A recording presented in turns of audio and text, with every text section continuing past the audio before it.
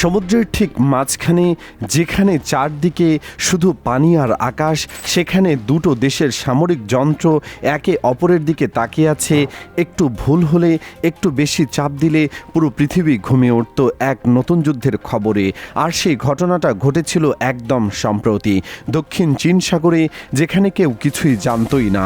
আজকে আমি আপনাদের এমন একটা ঘটনা বলবো যেটা শুনলে আপনি বুঝবেন তৃতীয় বিশ্বযুদ্ধ আসলে কতটা কাছে এসে ফিরে গেছে। সেদিন দুপুরবেলা আকাশে হালকা মেঘ, সমুদ্রের উপরের বাতাস ধীরে বইছে। বাইরে থেকে দেখলে মনে হবে এটা পৃথিবীর সবচেয়ে নিরিবিলি জায়গা। জেলেরা মাছ ধরছে, জাহাজ চলছে নিজের পথে। কিন্তু সেই শান্ত পানির নিচে যা চলছিল সেটা জানলে আপনার হৃৎপিণ্ড এক সেকেন্ডের জন্য হলেও থমকে যাবে। পানির নিচে প্রায় 200 ফুট গভীরে একটা ইস্পাতের দানব চুপচাপ বসেছিল, নড়ছে না, শব্দ করছে না, এমনকি নিজের ইঞ্জিনও বন্ধ রেখেছে। এটা ছিল চীনের অত্যন্ত গোপন একটা ডুবোজাহাজ, শ্রেণী হিসাবে যাকে বলা হয় টাইপ 039, ডিজেল চালিত, তুলনামূলক পুরনো প্রজন্মের, কিন্তু অন্ধকার পানিতে লুকিয়ে থাকার ক্ষমতা এর রীতিমতো ভয় ধরানোর মতো। টানা 48 ঘন্টা ধরে এই ডুবোজাহাজটি একই জায়গায় স্থির ছিল, নিজেকে অদৃশ্য ভাবছিল। কিন্তু সমস্যাটা হলো কেউ একজন জানতো সে সেখানে আছে। আকাশে তখন একটা হেলিকপ্টার উড়ছিল, দেখতে সাধারণ মনে হলেও এটা ছিল মার্কিন নৌবাহিনীর একটা অসাধারণ শিকারী যন্ত্র, যার নাম MH-60 আর ডাক নাম রোমিও। এই হেলিকপ্টারের কাজ খুব সোজা ভাষায় বললে সমুদ্রের তলায় কে লুকিয়ে আছে সেটা খুঁজে বের করা। সাধারণ চোখে সমুদ্রের নিচে কিছুই দেখা যায় না, কিন্তু রোমিওর গায়ে এমন সব যন্ত্রপাতি লাগানো যায় পানির ভেতর থেকে ভেসে আসা ক্ষীণতম কম্পনও শনাক্ত করতে পারে। এমনকি একটা মাছের নড়াচড়া আর একটা যুবজাহাজের ইঞ্জিনের পার্থক্য এই যন্ত্র চিনে নেয়। আর সেদিন রোমিও ঠিক সেই কাজটাই করছিল। আকাশে ঘুরছিল আর নিচে থাকা চীনের ডুবোজাহাজটা প্রতিটি নিঃশ্বাস পর্যবেক্ষণ করছিল। এখানে একটু থামুন, একটা জিনিস বোঝা দরকার। ডিজেল ডুবোজাহাজের মধ্যে মারাত্মক দুর্বলতা আছে।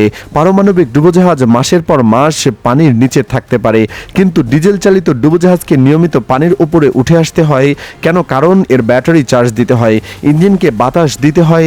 এটা ঠিক যেন একটা সাঁতারু যে পানির নিচে ডুব দিয়ে আছে, কিন্তু একটা সময় পর তার মাথা তুলতেই হবে শ্বাস নিতে। আমেরিকা জানতো চীনের সেই ডুবোজাহাজটি শ্বাস ফুরিয়ে আসছে। এটা ছিল সেই সোনালী মুহূর্ত যখন শিকার নিজে থেকে বেরিয়ে আসবে। রোমিও হেলিকপ্টার তার বিশেষ সেন্সর সমুদ্রে নামিয়ে দিল। প্রতিটি শব্দ তরঙ্গ, প্রতিটি কম্পন ধরতে শুরু করলো।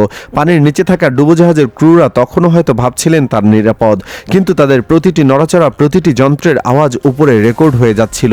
কিন্তু আসল ঘটনা তখনও শুরুই হয়নি। বেইজিংয়ে খবর পৌঁছালো, চীনের সামরিক নেতৃত্ব বুঝতে পারলেন যে তাদের গোপন ডুবোজাহাজ আর গোপন নেই। কেউ তাদের ওপর নজর রাখছে।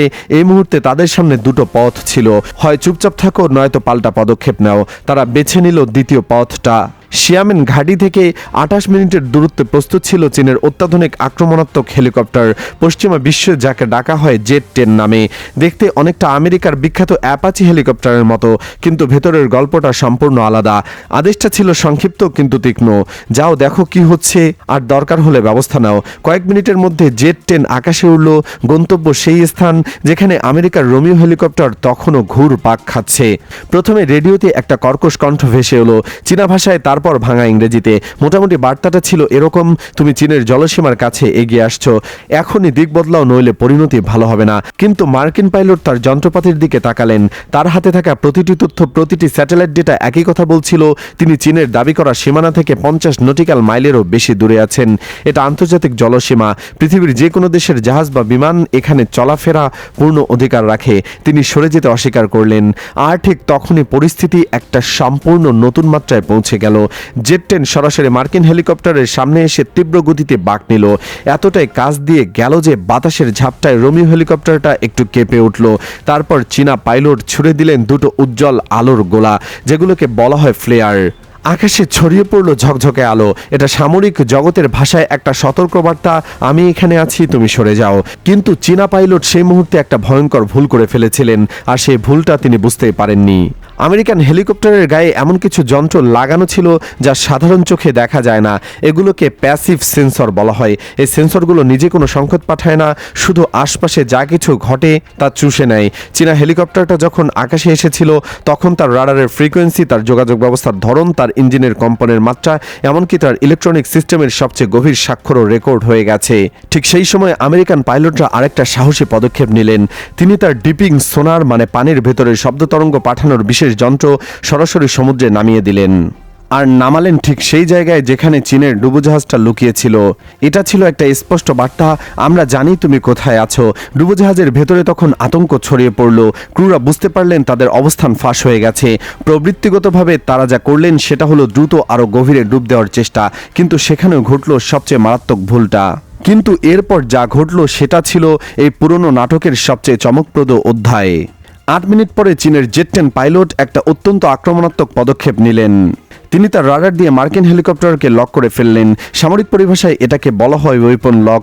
এর মানে হলো আপনি আপনার অস্ত্র প্রস্তুত করেছেন এবং লক্ষ্যবস্তু চিহ্নিত করেছেন। এর পরের ধাপ হলো ট্রিগার চাপা। দুটো দেশের মধ্যে সশস্ত্র সংঘাত শুরু হওয়ার আগে এটাই সাধারণত শেষ সীমারেখা, কিন্তু আমেরিকান পাইলটও তৈরি ছিলেন। ঠিক সেই মুহূর্তে চালু হলো রোমিও হেলিকপ্টারের গোপন অস্ত্র, ইলেকট্রনিক জ্যামিং সিস্টেম। এটা এমন একটা প্রযুক্তি যা শত্রুর রাডারকে বিভ্রান্ত করে দেয়। আর যা ঘটল তারপরে সেটা চীনা পাইলটের কাছে ছিল রীতিমতো দুঃস্বপ্ন। হঠাৎ করে তার রাডারে পর্দায় দেখা দিল একটা নয়, দুটো নয়, একাধিক হেলিকপ্টার। কোনোটা ডানে যাচ্ছে, কোনোটা বামে, কোনোটা হঠাৎ মিলিয়ে যাচ্ছে, আবার নতুন জায়গায় দেখা দিচ্ছে। একটা তো তেমনভাবে দেখা যাচ্ছিল না যে ককপিটের ঠিক সামনে ভাসছে, কিন্তু সামনে তাকালে কিছুই নেই, শুধু আকাশ আর পানি। কোনটা আসল কোনটা ভুয়া, পাইলট হিমশিম খেয়ে গেলেন। তার রাডার কার্যত অন্ধ হয়ে গেল।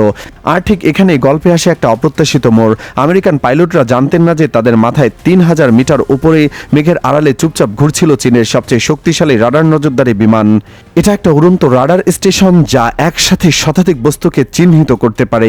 এই বিমানটি ওপর থেকে পুরো পরিস্থিতি দেখছিল আর মার্কিন জ্যামিং সিস্টেমকে পাশ কাটিয়ে সঠিক তথ্য পাঠিয়ে দিচ্ছিল নিচে থাকা জেট 10 হেলিকপ্টারে। ফলাফল, চীনা পাইলট আরও মার্কিন হেলিকপ্টারকে লক করতে সক্ষম হলেন। এবার জ্যামিং কাজ হলো না। এটা বুঝতে পেরে মার্কিন পাইলটের মুখ শুকিয়ে গেল। তাদের সবচেয়ে বড় তুরুপের তাস ব্যর্থ হয়ে গেছে। আর তখনই এলো সবচেয়ে ভয়ঙ্কর খবরটা। দূরদিগন্তের কাছে দুটো ছোট বিন্দু দ্রুত বড় হচ্ছিল। চেংদু জেট 10 চীনের অত্যাধুনিক যুদ্ধবিমান দুটো পুরো গতিতে ছুটছিল। একটা হেলিকপ্টারের পক্ষে যুদ্ধবিমানের সাথে পাল্লা দেওয়া সেটা শুধু অসম্ভব না, সেটা আত্মহত্যার সমান। মার্কিন পাইলটরা এটা খুব ভালো করেই জানতেন। এবার তিনি একটা সিদ্ধান্তের মুখে পড়লেন, থাকবেন নাকি যাবেন। আইন তার পক্ষে। তিনি সিদ্ধান্ত নিলেন ফিরে যাওয়ার। তবে যাওয়ার আগে রেডিওতে স্পষ্ট করে বলে গেলেন, আমরা আন্তর্জাতিক জলসীমায় ছিলাম, কোনো আইন ভাঙিনি, এই পরিস্থিতির দায় আমাদের নয়। তারপর ধীরে ধীরে হেলিকপ্টারটা ঘুরিয়ে নিলেন অন্যদিকে। পেছনে পড়ে রইল সমুদ্র আর সমুদ্রের নিচে লুকিয়ে থাকা একটা ডুবোজাহাজ। আমেরিকা সেদিন যা তথ্য নিয়ে গেছে, চীনের হেলিকপ্টারের রাডার স্বাক্ষর, ডুবোজাহাজের শব্দ প্রোফাইল, ইলেকট্রনিক যুদ্ধের সক্ষমতার বিশ্লেষণ, এগুলো ভবিষ্যতে যে কোনো সামরিক পরিকল্পনায় সোনার মতো মূল্যবান। অন্যদিকে চীনও বুঝিয়ে দিল যে তাদের নজরদারি ব্যবস্থা শুধু মাটিতে সীমাবদ্ধ নয়, আকাশেও তাদের চোখ সজাগ। আর এরকম অজানা সামরিক ঘটনা জানতে চাইলে চ্যানেলটি সাবস্ক্রাইব করে রাখুন। পরের গল্পটা হয়তো আরও চমকপ্রদ হয়ে আসবে।